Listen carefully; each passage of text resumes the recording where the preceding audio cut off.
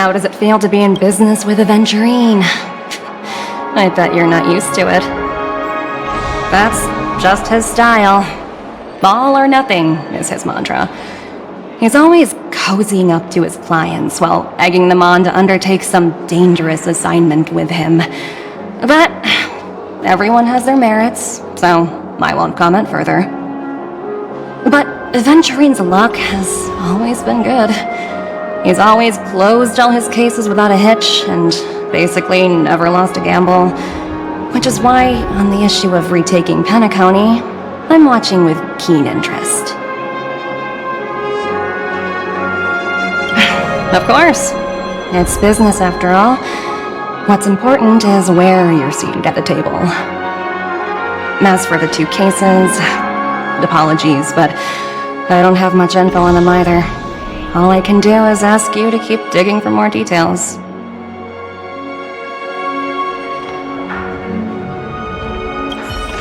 Please, continue to investigate the case.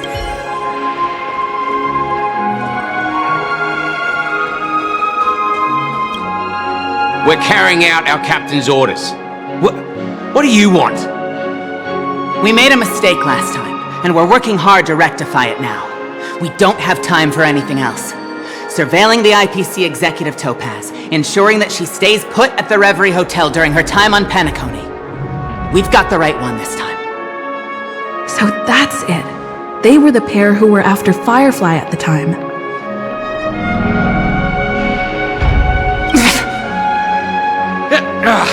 It's you again. Back for more trouble? We're not afraid of you this time. Well, spit it out. Stop bothering us if you've nothing important. So you know each other. Why do you keep running into people you've beaten up before? That's right. We're investigating a murder for the family. Can we speak to your captain about the case? Well... Hey! The security officer instructed everyone to shut their traps before he returned from Dream's Edge. What murder? You'd better stop spouting nonsense. Yeah, that's right. We have nothing to report. Please leave. Looks like they're not going to cooperate. But they did at least tell us that the captain is at Dream's Edge. Why don't we just look for the security officer then? It's probably Gallagher, the one she mentioned, right?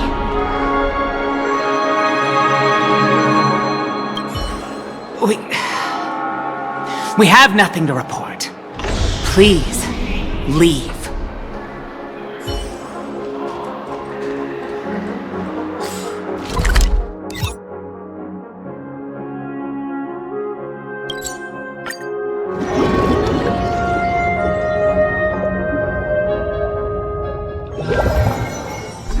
Such tight security. I bet they're stumped by the case as well. Gallagher. Gallagher. Where could he be? Dreams are supposed to be confusing. Apologies. The Bloodhound family is running an investigation up ahead. No unauthorized personnel allowed. Hold on a minute. I think I've seen you before. The gray-haired one. How much trouble have you stirred up exactly on Penacony?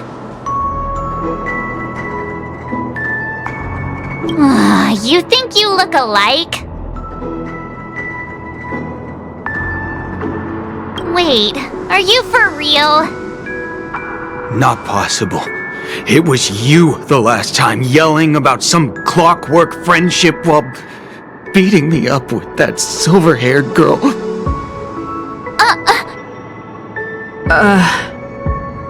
I'm not letting you get by this time. Please leave, or I'll have to get on my knees and beg you. Huh? What kind of heinous crime have you committed now? Hold on, sir. We have documents authorized by the family that would aid your investigation.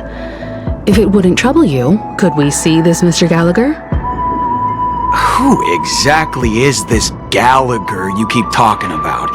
There's been a few people mentioning this name. Even the one with the gray hair. He didn't send you all here? It was the security officer who dispatched us. That's all I can divulge. He'll do! He's the one we've been looking for! Sorry, no can do. The boss said that since it's a matter of the family's reputation, no one's allowed through. Everyone, please leave. There's really no need for us to make things difficult for each other, right? We're really sorry for troubling you. Let's think of another way. Another way... that's it! Didn't they say something about that... what was it? Clockwork? That got this guy to change his mind? Can you perform it again? That... clocky magic! It's not bad if we're resolving a misunderstanding! Please?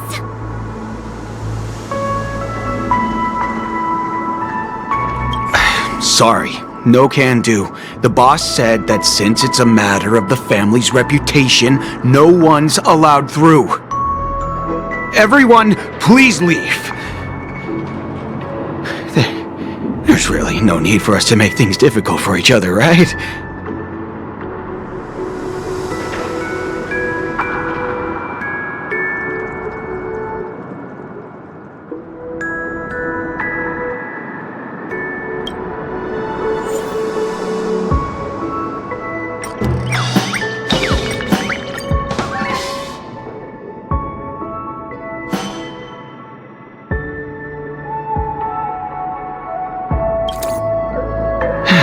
Let me see what time it is now.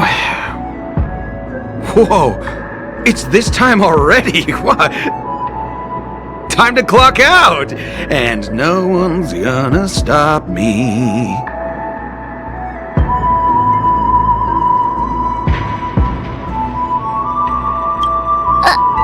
What?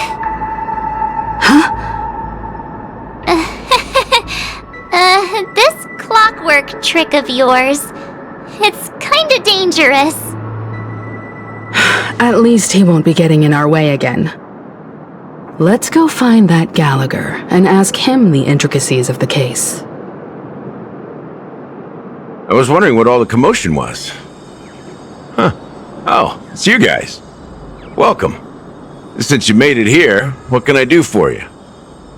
Hello, Mr. Gallagher, sir. Judging from your tone, it sounds like you were expecting us. Miss Himiko, you're too polite. There's no need to call me sir. Mr. Gallagher, you even know my name. Of course I do. You folks are from the legendary Astral Express, and honorable guests of the Watchmaker. I had an encounter with this lady in the golden hour. I remember that little silver-haired girl was there too. I'm sorry for what happened to that kid.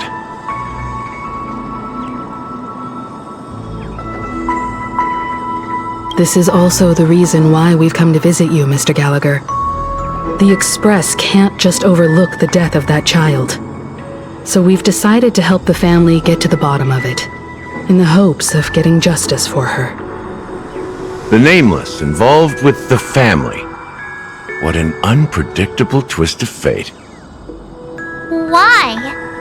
What's wrong with the family? It's nothing. On Penacony, everyone loves the family. No matter how much one resists the beautiful dream, when the time comes, they too will find it hard to let go. Who wants to leave a warm nest? Just idiots, little kids, and inebriated fools. Mr. Gallagher seems to be getting at something. But you got it wrong. I'm not. You want to discuss the case? Sure, come with me. This is not a good place to talk. Let's go elsewhere.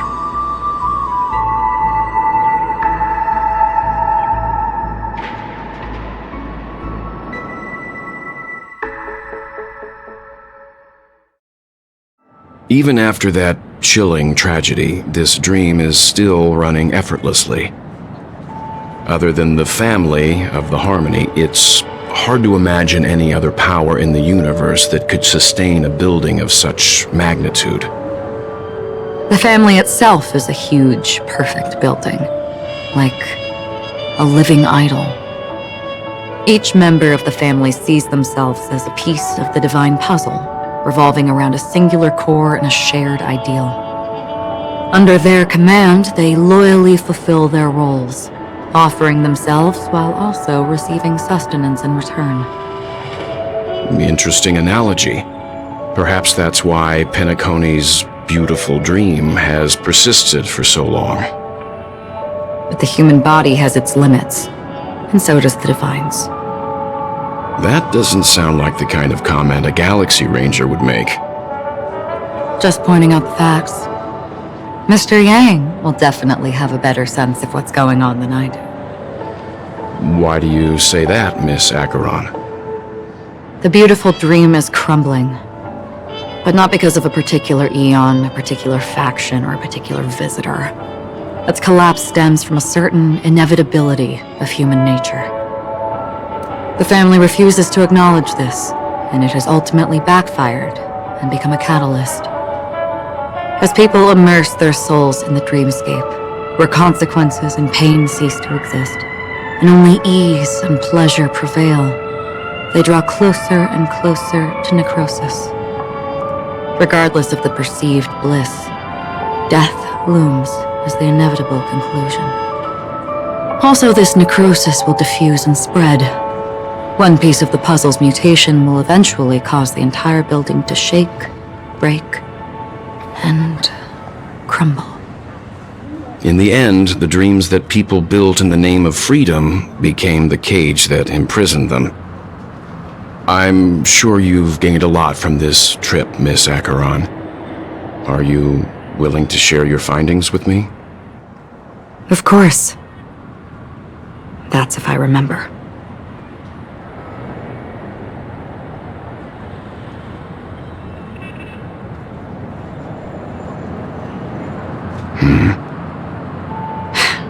Don't mind me, it's just a habit. Owing to events in the past, I've become easily forgetful. It's only when this sword is unsheathed that those hazy memories start to become clearer. Take your time. That should do it. I vividly remember everything that occurred on Penacony. Ask away. The moment of daybreak. I've heard that's where the Dawn Factory, which processes the foundation of the dreamscape, is located. Behind the dreamscape's song and dance stand many imagination factories. Workers create all kinds of whimsical works day in and day out in their dreams. Then they return to reality and sleep on a narrow bed in a room. A far cry from luxury. They say it will suffice. Experiencing the bizarre and motley dreamscape is the best reward. There I encountered a young woman who had just come of age, the perfect time to indulge in beautiful dreams. Her greatest wish was to one day move to the golden hour and see the magnificent garments she had woven with her own hands. For certain reasons, her wish was difficult to fulfill. But I managed to bring her a garment.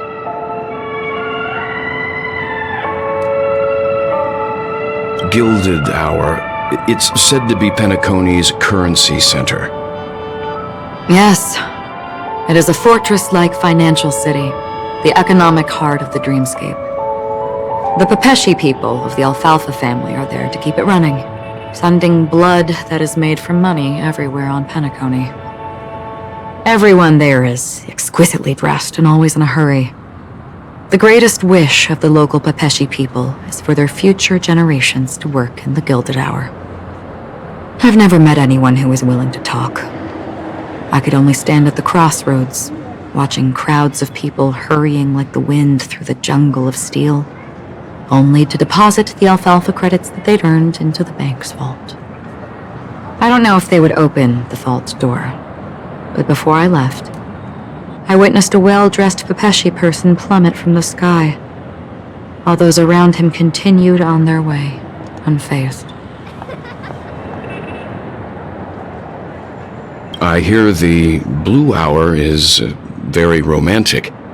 Do you have any tales to share?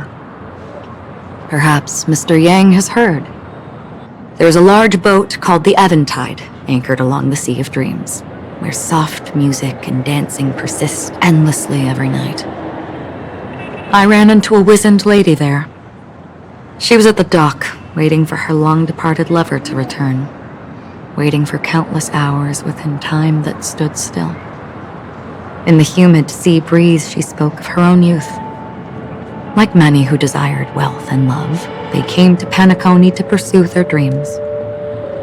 Alas, her lover's consciousness was lost in the dark depths of the Sea of Dreams. Finally, she suggested we continue our conversation on a boat in the shallows. I agreed and boarded the boat with her. But she never said anything. Her eyes absent-mindedly gazing at the horizon for what seemed like forever. Finally, we retreated to the beach. The dreamscape of chic, luxury, and consumerism, the moment of dusk. My companions have been there too. Then you all must have seen those who are attempting to realize their dreams. Or have realized them, scattering money as if it were dust and betting it on all or nothing. Everything has a price, and everything can be bought or sold. Even dreams themselves. I saw an Intellitron there, who was preparing to auction himself. When someone wins a bid under stipulated periods and rules, he would do the buyer's every bidding, becoming that person's very possession.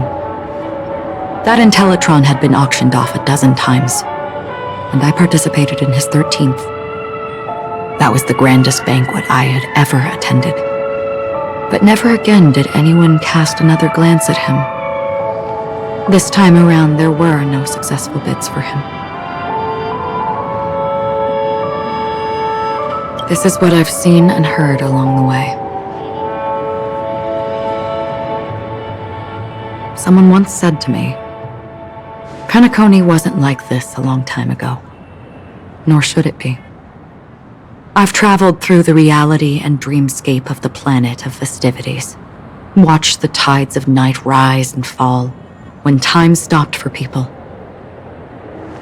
where the spirits of the rich and impoverished remain forever fixed on their own scales.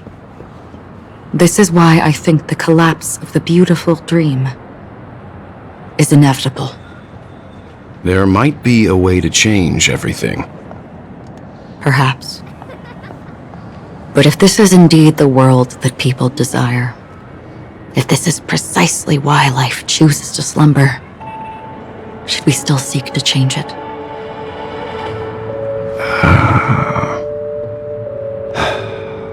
Miss Acheron, now it's my turn to share a story with you.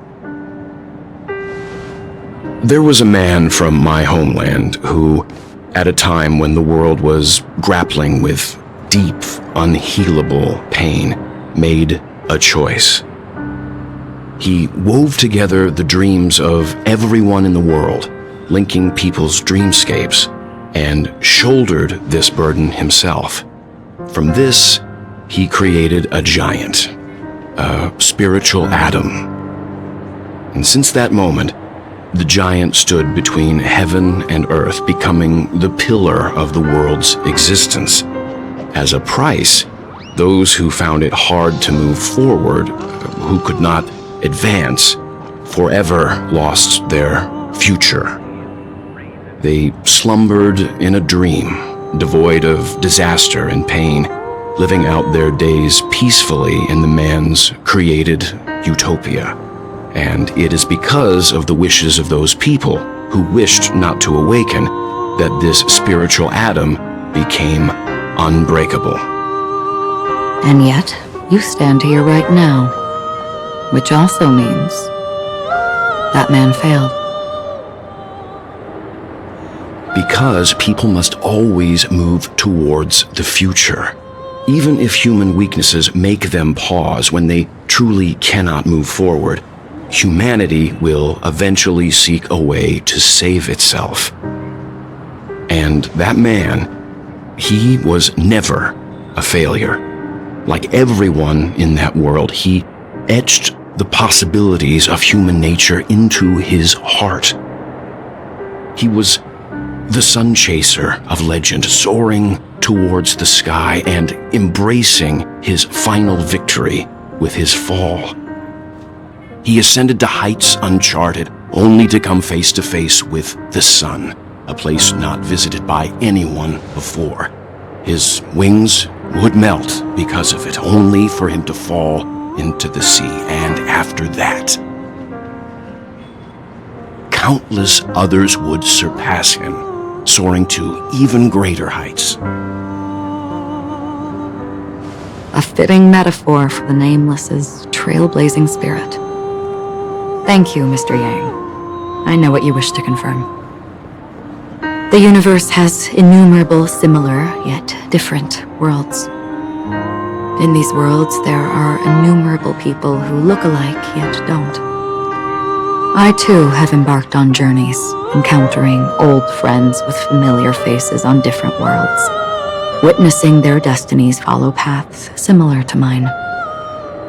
So I will tell you, even if not completely similar, the story you just told, it overlaps with my past. And within that abyssal dream, I ended that man's life. Alone.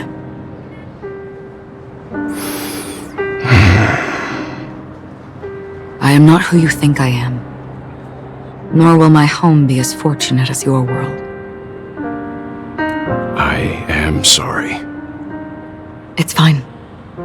I don't mind, so long as I can alleviate your suspicions. There's something I still wish to know, Miss Acheron. Under that representation of the hunt, exactly what sort of power is it that has motivated your solitary journey thus far? Mr. Yang, before answering that question, I wish to continue the previous topic. I like your analogy very much. Indeed, birds are born to fly. But in a distant past, their ancestors could only gaze at the sky in envy. They saw that faraway ray of light from above the heavens, piercing through the clouds and blanketing the earth. And so, time and time again, generation after generation, the birds spread their wings and took to the sky, attempting to touch its ceiling, all because the sun was there. Then, what if the last bird finally soars into the sky, only to realize that the end of the light is not the sun, but darkness? Then why, exactly, do we even walk towards the light?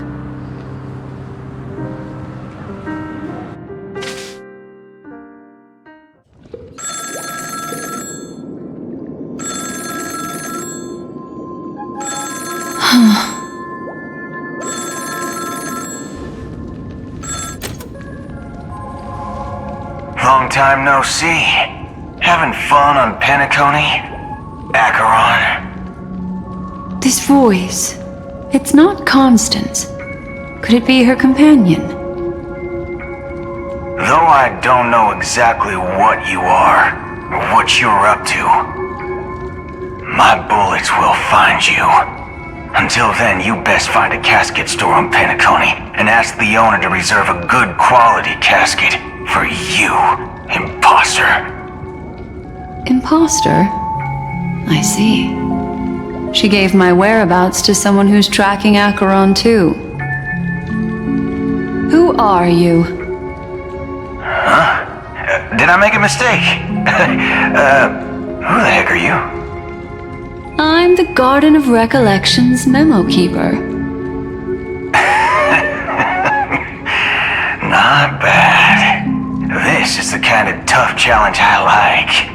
You that imposter's bodyguard? Never mind. It's fine. I'll leave a round for you.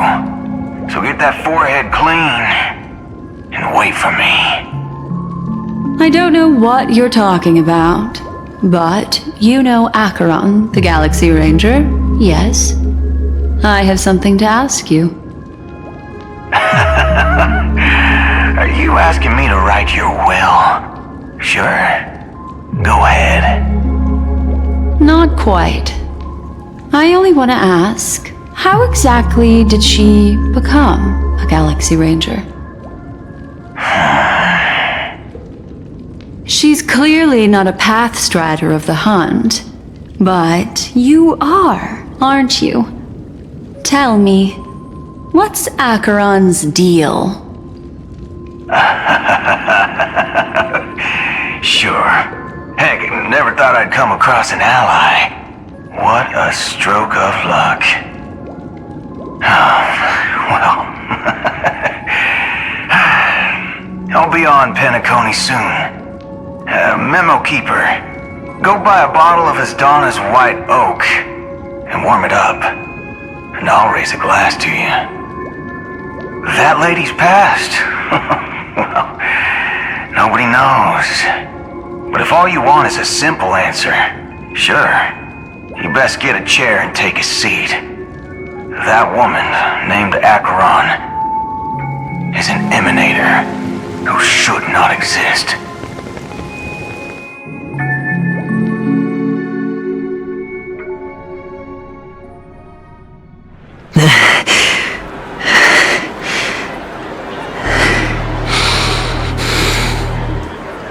You look pale.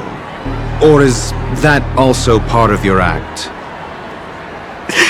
I didn't think you'd have the nerve to show yourself.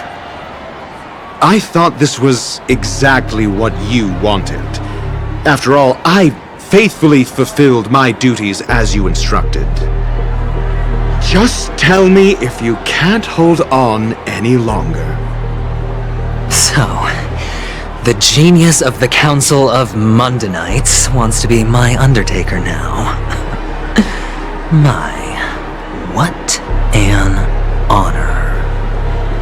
Yes, and I'm pretty sure the people at the Strategic Investment Department would love to be notified of your death in due time. But let's not forget, you won't be seeing them, because I'm the manager of this task. Great. Then tell your people that Aventurine is ready to go in 17 system hours. Oh, you've got a lot of nerve. How exactly do you plan on completing your task while your hands are tied by the harmony? Well, my conversation with Sunday convinced me that there's a traitor in the family, and that they hold the secrets of Penacony. So, I took the opportunity to set everything in motion. I even managed to recover the gift money. Things haven't gone this smoothly since I walked through the doors of the Reverie. Now I'm only one step away from victory. Let's just wait and see. Sounds like a very elaborate way of saying that you failed. That's all I can say. Have you forgotten, Doctor? You betrayed me. Go. Do what you must. I look forward to the sight of the IPC fleet surrounding Penacony. You've achieved what you desired, haven't you? That's true, but what's your plan? Did you conceal an orbital support beacon in that gift money bag? Well, who knows? Maybe that's why I'm handing out cash even when I'm about to bite the dust. You are indeed a gambler. An insane one at that. Well, maybe I am. Who knows? Fine. Here, take this. Open it when you're on your last legs. you'll thank me. What's this? Medical advice?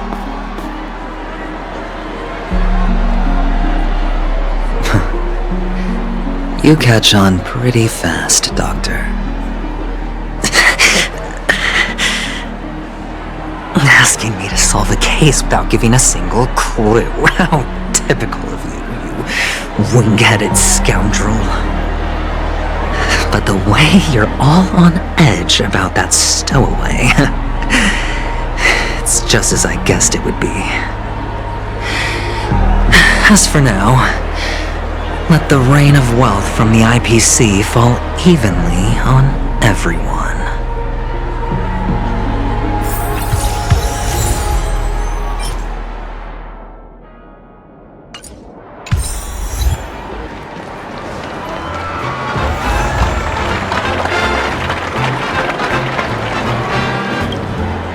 Would you be willing to support my performance? And keep the Song of Beauty alive in the cosmos? Wow, how fabulous! But why would you give such a wonderful gift to a random stranger like me? Well, you see, I can't bear to see anyone in this sweet dream suffering from poverty. That's incredibly kind of you. Thank you so much, sir. If you ever get the chance, please, feel free to come by and indulge in my singing. Sure thing. Oh, by the way, do you happen to know anything interesting about death? Death? That's a pretty scary topic, and it doesn't really match the mood of this sweet dream. Oh, you see, I'm a tabloid reporter collecting ghost stories in Penacony. As you know, the more chilling the stories, the more attention they get. Maybe you could help me out. Well, if you're up for some gossip, it's not about death, but there have been some rumors about a guest at the Reality Hotel who fell into a deep sleep and didn't wake up. It was like they were in some sort of coma. Nobody knows what caused it, but luckily the customer eventually regained consciousness. Well, all customers are under the protection of the family, after all. Thank you. This will make for a very juicy headline. May Shibe protect us. Unexplained coma. That's actually what happens to your body if your brain dies in a dream. But unfortunately, the customer ended up waking up in the end.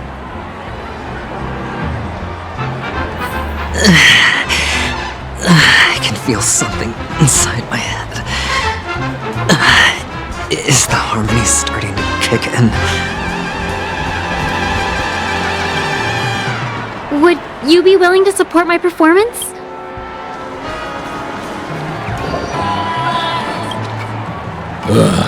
The world has truly lost its way.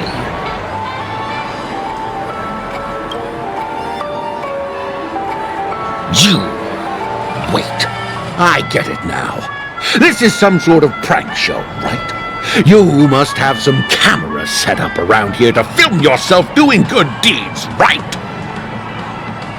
You youngsters are always looking for a quick way to get an audience. But you know what?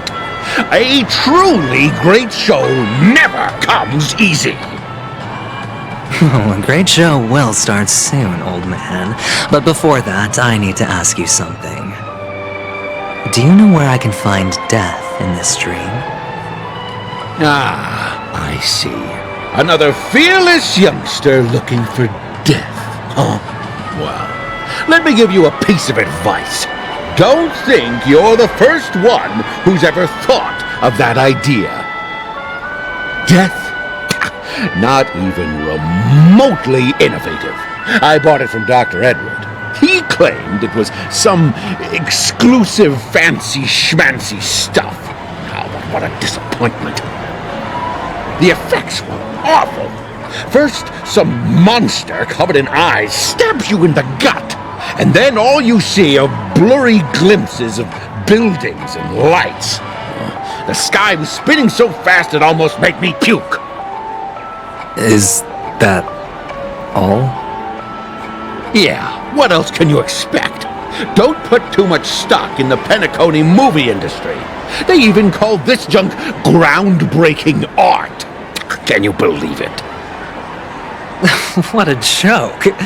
Well, I'll leave you be then. I hope you have a wonderful day.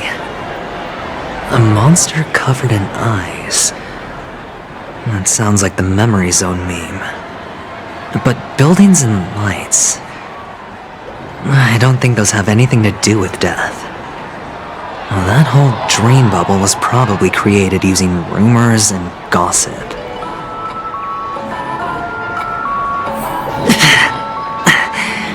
The disturbing voice in my head. It's getting closer.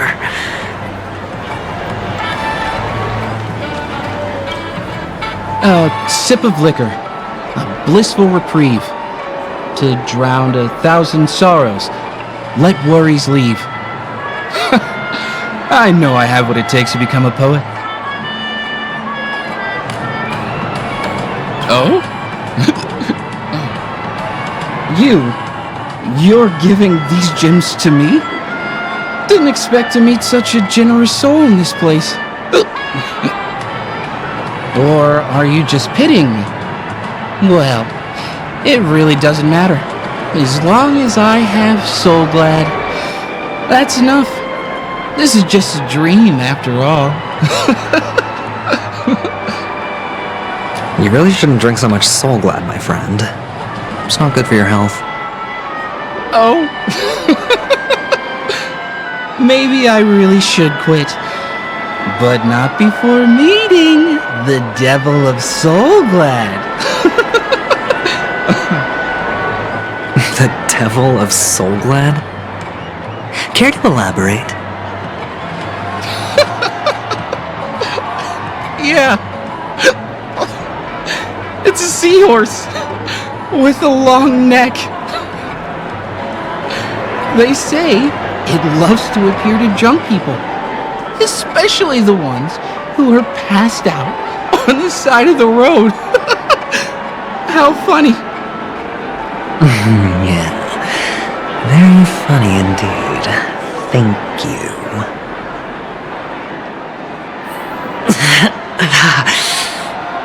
Does everyone have to go through so much torment before joining the family? Darn it. Now I just want to dig out my brain and use it as evidence.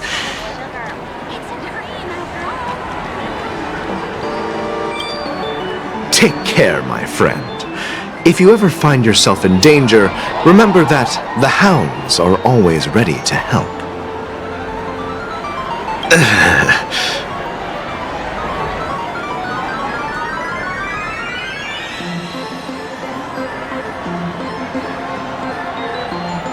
You don't look good, my friend. If you need assistance, I can contact the hotel and have them wake you up forcefully. That won't be necessary. I have some business to attend to. But thank you all the same. All right, then. If you ever need help, don't hesitate to reach out to us hounds. Well, actually, I do need a favor. As the most outstanding hound in Penacony, have you come across any stowaways recently? Stowaways? How could there be stowaways in Penacony? We've never had anything like that before. All right. Good luck with your work then. What was I even thinking? The family would never share intel with the IPC.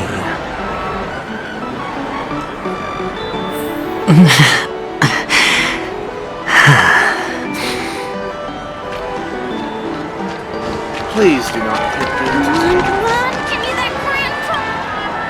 You want to talk to me? Sure, but nothing too sensitive, okay? Huh. Wealthy people have fancy ways to enjoy this dream. But to be honest, I've never seen anyone who gives out money to others like you.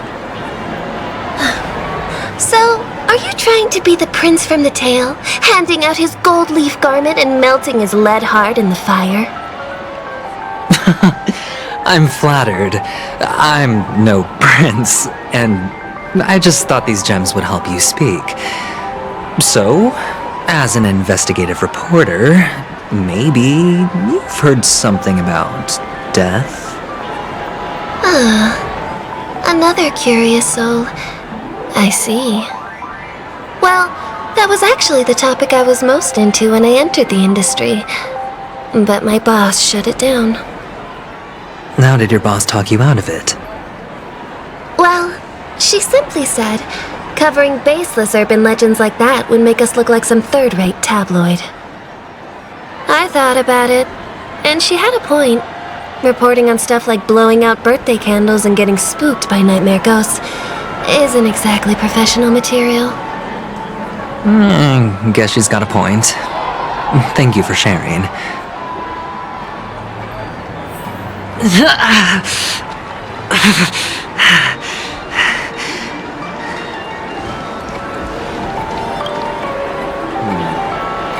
Were you wanting to talk to me? Sorry, I thought you were checking out something behind me. Is this a gift? For me? Are you sure this isn't some kind of mistake? Yes, it's for you. Just take it. Is this for real? Someone is actually giving me a gift. Not for my parents, but for me. Thank you. Thank you so much. Oh, it's not much. I just want to ask you something. I knew it. What's on your mind? Are you trying to ask about my father or my mother? Neither. I just wanted to know if you've ever heard about death in the dreamscape. Oh, you sound just like my father. Always warning me about danger, even in dreams. He's an Intellitron, so his dream entry methods are different from us organics. Can't count on him to protect me if something does go haywire. Funny, right now I'm still under his protection. How ironic. Hey, stay positive. Gold will always shine one day, right? The Devil of Soulglad, Dangers in the Dream, and Nightmare Ghosts. Well, surely death is a popular topic in this sweet dream granted by the family. Well, I've collected a bunch of rumors, but no useful clues. The gems in my bag are running low. Well, let's see if my last lucky interviewee brings some surprises. This is the one.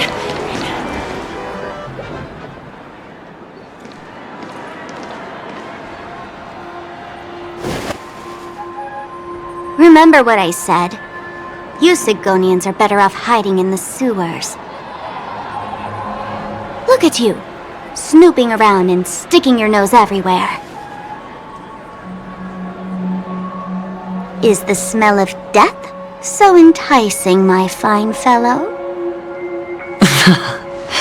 Oh, it's you, masked fool. I should have guessed it. You're the imposter who appeared on TV after Robin's death, right? I heard you got caught by the family. I gave you a clear clue. Befriend a mute. Simple and straightforward, you know? And what did you do? You messed it up and ended up as their prisoner. I told you to make friends with a mute, not become one yourself. You really let me down. What do you mean?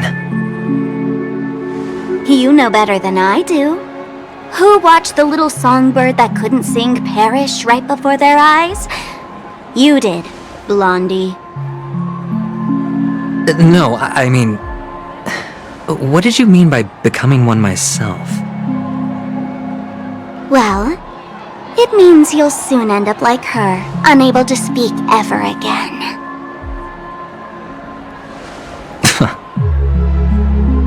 But it's a good thing if you ask me, because... Because I'm getting closer to the truth, right? Oh? Why else do you think I'm handing out cheap trinkets all over the streets, fool?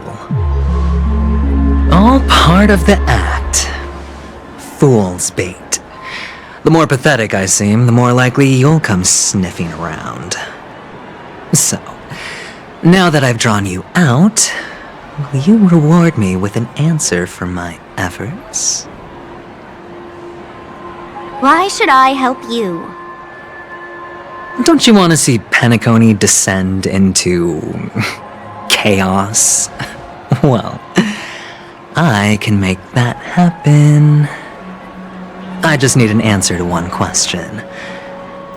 Back then, when you asked me to find a mute, did you really mean Robin?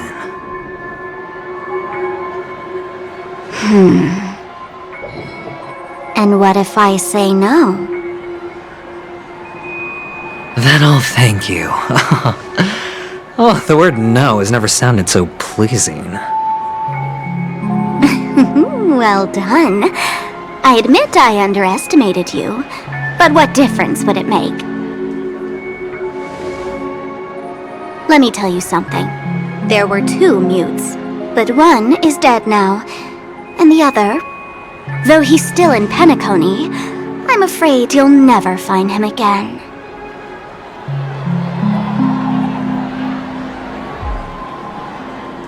Now I'm completely sure that I was on the right track from the beginning and never strayed, fool. Right now, there are only 2 things missing from my grasp. The meaning behind the truth, and the means to expose it. How impressive. That's quite a fancy way of saying I haven't learned anything so far. Not exactly. I've gathered enough clues to prove its existence, and that's enough for me.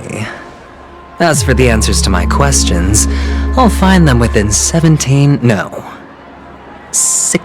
system hours. Oh, really? Only 16 system hours? Well, let me lend you a hand. Here you go. This is my precious, mutually assured distraction button, and I have one just like it. When either of us presses it, the other and the whole of Penacony will go up in smoke. If you're really so desperate for the IPC to take over Penacony, blowing up the chessboard isn't a bad idea. Start from scratch. That's where the IPC excels, right?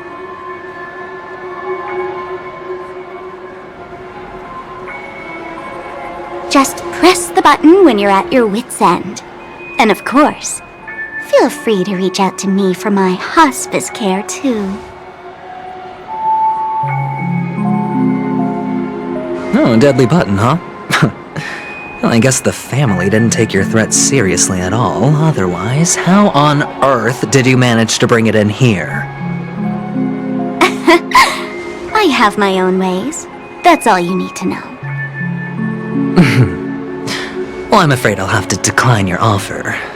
Who knows if your little gadget will actually work.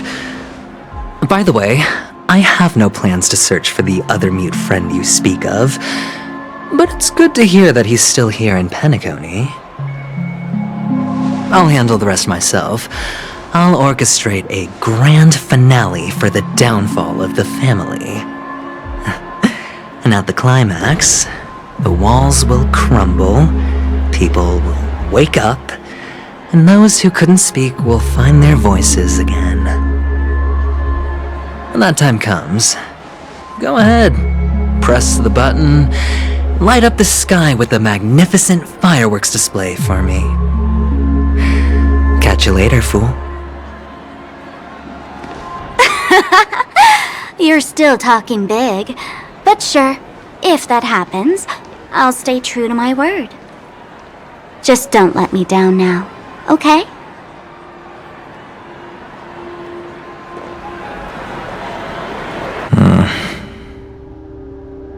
So, number 35. You're back.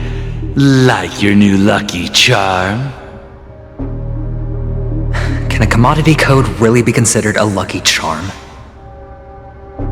Silence! I didn't give you permission to speak, you Sigonian hound.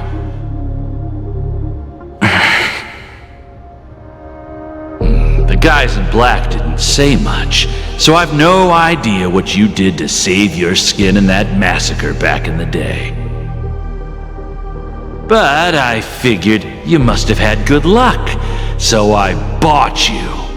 From now on, you and your good luck are my assets. Are we clear? Your first task is simple. In addition to you, I've purchased 34 other slaves. Go and play a game with them. You came out alive after 2 days. It proves that you are the real deal. You're insane. Testing out if you're a good product. Aren't you worried that the money you spent on me will go to waste? I've got stacks on stacks, Blondie. The slave market is never short of self-righteous brats like you. But you look good, and that's why many customers are betting their fortunes on a scrawny brat like you. So go along now, and don't let your master down.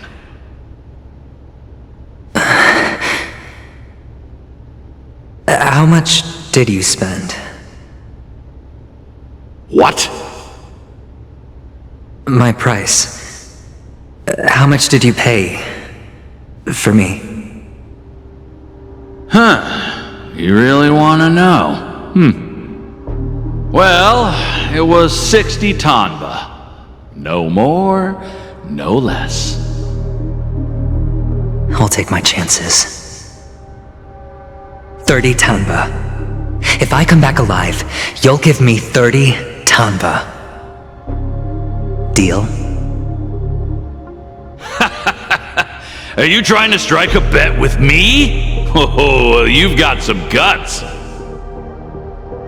Yeah, sorry, but that won't do. Don't forget your place, slave. You're not qualified to be at the table. You're just a chip, a life thrown away in someone else's hands. Either you come back with more chips for your master, or you never come back. It's all or nothing. Don't embarrass me, my lucky hound.